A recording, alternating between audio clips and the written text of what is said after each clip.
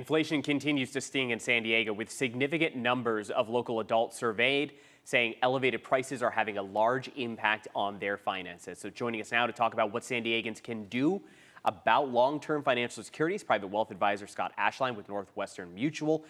So Scott, we know a lot of people just have this general concern right now that things are expensive. So what are maybe some of the things that a family can do to take a look at their finances and just try to project a path forward, if you will? Great question. It seems that there's a few things that we're seeing. Right now there was a recent study of San Diegans by Northwestern Mutual, and they found that roughly 50% of San Diegans found that their income isn't increasing as high as inflation. And so that's always a big concern. We all feel it, right? There's cuts. Number two is housing costs. People are concerned about housing. How do we afford it? How do we get into that place that we really want? And third is just having some kind of plan, visibility, budget, just concerned about not having an idea of how they're spending money. Yeah. And for families, Scott, I think they constantly look at housing is always going to be expensive here in California, at least for the time being. That's not going away. So what are some different ways or some different areas people can look to maybe bring their costs down, if you will? Yeah. Start out with the rule of thumb is, on average, you shouldn't be spending more than 30% of your income on housing, whether that's mortgage or rent. But having visibility on that is key. You know what I mean? Because a lot of people don't know where they're spending money, how they're spending money, and having just clarity on that. And there's lots of budgeting apps. Most banks have one, financial firms have one, Mint maybe. So you can understand, I know the money that's coming in, but where is it going out? People don't have clarity on that.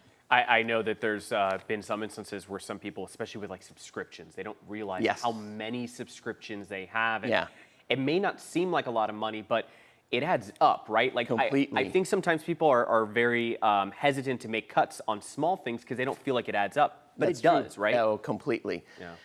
And if you've established a budget, identifying on where are those ways that you can cut. So, for example, we don't want to take the fun out of everyone's life. We don't want you to be a hermit, still. So if you've decided, okay, I have $200 to spend on eating out, well, maybe go to $150 and be creative. Maybe go to a happy hour, have a couple heavy apps and a discounted drink versus going out to dinner and spending a lot of money.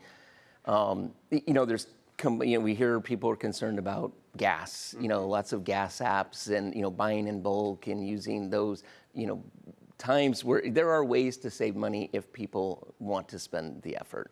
Now, for those who were lucky enough to get a tax refund, we just got done through tax season. I know some people may have filed extensions, but if they got a refund, is there I know there's no set rules, but is there a good way to sort of set yourself up for success using that money? We always say we want to pay yourself first, meaning, find a way to save money. And that's found money, right? I mean, it's not, and so if you can, as opposed to saying, okay, I'm going to go buy that new big screen TV, make an effort to save that instead.